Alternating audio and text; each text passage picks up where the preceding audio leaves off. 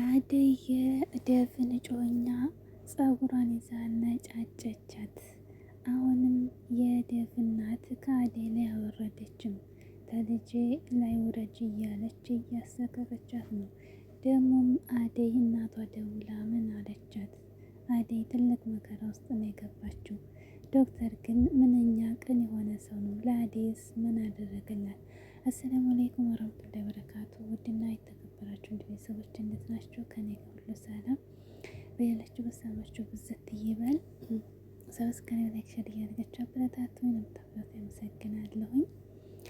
እንግዲህ የዴቭና የአደይ ስቃይ እንደቀጠለ ነው ማለት ነው። በእውነት የዴቭ እናት ግን መሆኗ ነው በጣም ወላሂ በእውነት የሚዘገንን ስራ ነው እየሰራች ያለችው። ይችኛቱ ደግሞ አታፍር ወይ አታምር የምትባለው እንግዲህ የዴቭ ፍቅረኛ ነኝ የምትለው ምን ቅብጥብጥ ያለች ነገር ማለት ነው። ያታፍር ወይ አታምር። አሁን አደይ እንዲሁ ምን አክላ ነው እሷ አደይ ጋር ተፎካክራ ነው እንዴ? እብዴ ነገር ማለት ነው። አደይ እኮ ባለባበሷ፣ በጸባዋ፣ በጀግነቷ፣ በጥንካሬዋ አደይን የሚያክል ሴት አንድም የለና አያምሩ ያፍሩ ማለት ነው። አደይ የዴቭ እናትና ዴቭ ፍቅረኛ የምትባለው ነይ ብላ የምትመጣ ማለት ነው። ዛሬ ደስ ያለኝ የፍቅር እናት አከላፈተቻት ይዛ ማለት ነው። ፍቅር ደግሞ እንግዲህ አደይና ዴቭን አጣላውኝ አይጋቡም።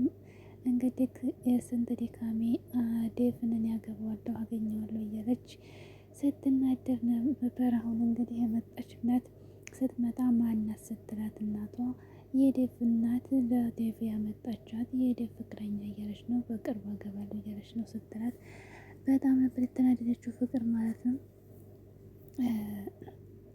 እሷ እንግዲህ አደይና ዴቭ እንዳይታ ዴቭ የኔ ሆና ብላ ነበር ፍቅር እንደዛ ያደረገችው። የዴቭ እናት ደግሞ ሌላ አምጥታለታለች ማለት ነው። እንግዲህ ጦርነቱ ደግሞ ከፍቅር ጋር ይቀጥላል ማለት ነው። እናም እንግዲህ ምንድን ላይ ናቸው?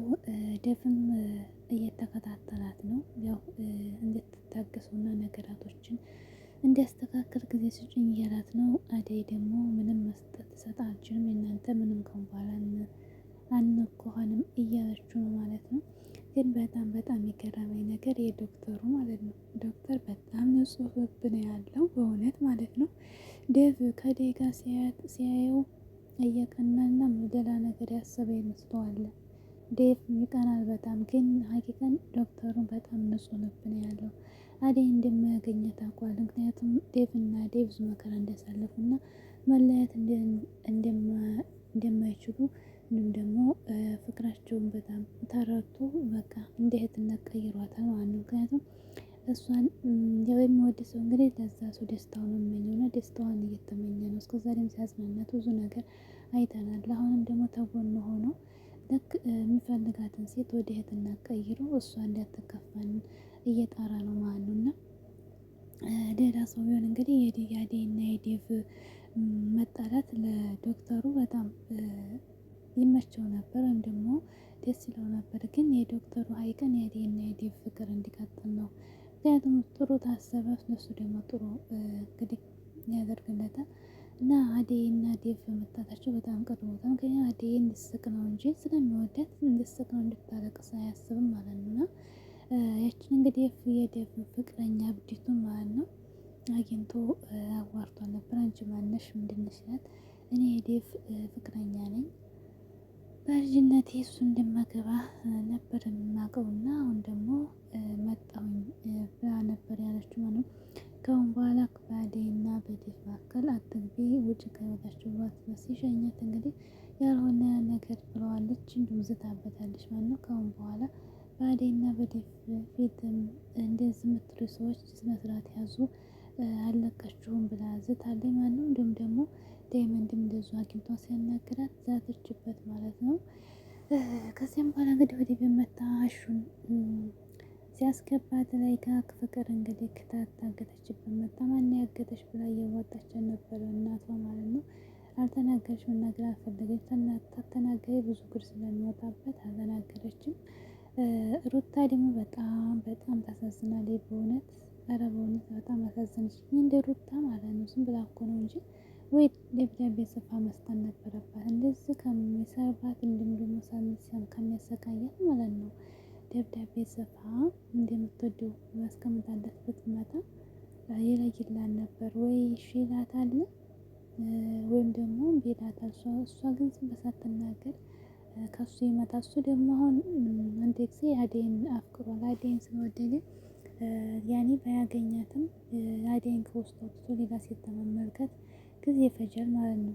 ጊዜ ይፈጅበታል እና አንደኛ ሲጀመር ማነው ዶክተሩ በጣም አሪፍ ሰው ነው። ምክንያቱም እንደዚህ ነገራቶችን በሚስጥርና ማካሄድና እንዲሁም ደግሞ በታማኝነት የሚያካል ሰው ነው እንጂ እንደዚህ ዝም ብሎ ዝፍዝፍ የሚል ሰው አይደለም ማለት ነው። የተረዳውን ነገር እንግዲህ ለአደይ ከጎኗ አቁሞ ልክ እየተከራከረላት ነው ማለት ነው።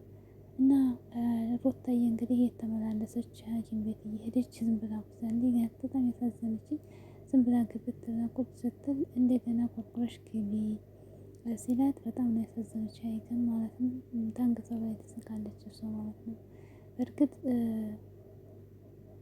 እንግዲህ ፍቅር አስቸጋሪ ነው። አንዱ ይዞት አንዱ ሳይዘው ከባድ ነው። ቤት መታ እንግዲህ በጣም ተቆጥታ ተኝታ የፍቅር እና ምን ሆነሽ ነው ተናገሪ ምን ሆነሽ ብትላት አልናገርም ብላት ልጅ ማለት ነው።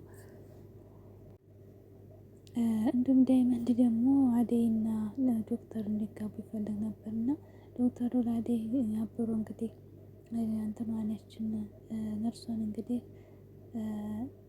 ሲቆጣት ነበር እና ዳይመንድ ደግሞ ተቆጣ። ግን ለምን ትቆጣለህ? አደይን አንተ ትፈልጋት የለ እንደ ምናምን እያለው ነው። ዶክተሩ እንዲያገባት ይፈልግ ነበር ዳይመንድ ማለት ነው። እና ዶክተሩ ደግሞ ሚስጥር ትወስዳለህ ለኪንጎ ለምን ነገርከው ብሎ ተጣላ ማለት ነው። አኮረፈው ማለት ነው። በስተመጨረሻ እንግዲህ ሩታ ለምንድነው እዚህ የምትመጪው? ምን ሆነሽ ነው በየጊዜው የምትመጪው? ብሎ እያፋጠጣት ነበር ዶክተር ማለት ነው። ምን ትመልስ መጨረሻ ላይ እንግዲህ በጣም ተጨናንቃለች። እንደኔ ለምን ጽፋ አትነግረውም? በቃ ግልጽ ሆኖ ተቀበላት ደግሞ መተው ነው ማለት ነው እንጂ ሩታ በጣም የተንገላታች ነው ያለችው ማለት ነው። እንግዲህ አደይ በስተመጨረሻ በጣም ልቧ እየተሰበረ ነው ያለችው ከዛ ውስጥ እያዛ ስትወጣ ሌላ እንግዲህ በጣም ከባድ ነው ለአደይ ነገሩን ለማን ነው። በስተመጨረሻ እንግዲህ